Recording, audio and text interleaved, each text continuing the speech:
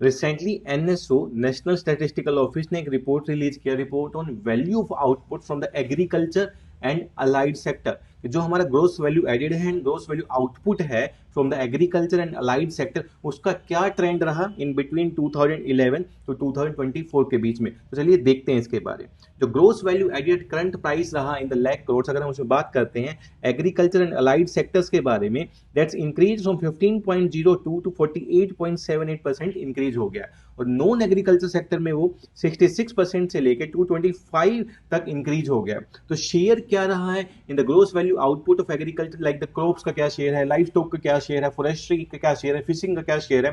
तो अगर हम क्रॉप का शेयर देखते हैं दैट्स 54.1%, लाइफ स्टॉक का शेयर देखते हैं 31.2%, फॉरेस्ट्री 7.7% एंड फिशिंग इज 7%। इस केस में अगर देखेंगे तो क्रॉप का कंट्रीब्यूशन सबसे ज्यादा है, लेकिन इन द लास्ट 11 ईयर्स ये कंटिन्यूसली डिक्रीज होने की साइड पे जा रहा है, जबकि लाइफ स्टॉक का कंटिन्यूसली इंक्रीज हो रहा है। मींस अलाइड एक्टिविटी का कंट्रीब्यूशन कंटिन्यूसली बढ़ रहा है in the gross value added and the gross value output, and this is a good news for the India.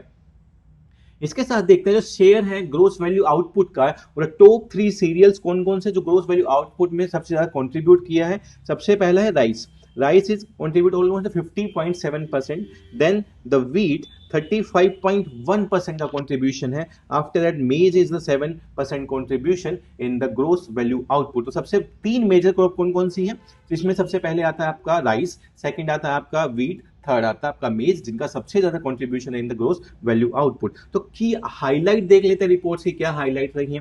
Gross value added in the agriculture and allied sectors rose by 225% on the current prices. Gross value output grew by 54.6%।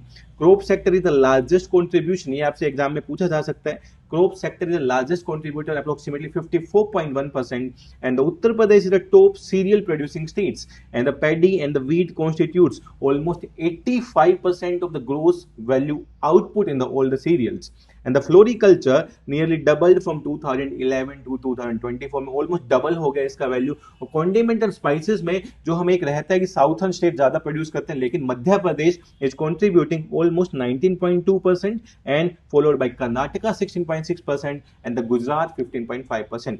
Fishing and aquaculture में देखते हैं तो contribution increase from 4.2% in 2011-12 to 7% in 2023-2024. It means the allied activities are also contributing to the agriculture sector. उनका share पिछले 10 साल में काफी increase हुआ है, और क्रॉप का शेयर जो 54% पे आया है वो कंटिन्यूसली डिक्रीज हो रहा है, और अलाइड सेक्टर का शेयर इंक्रीज हो रहा है। इस तरीके के वीडियो देखने के लिए जुड़े रहिए हमारे साथ।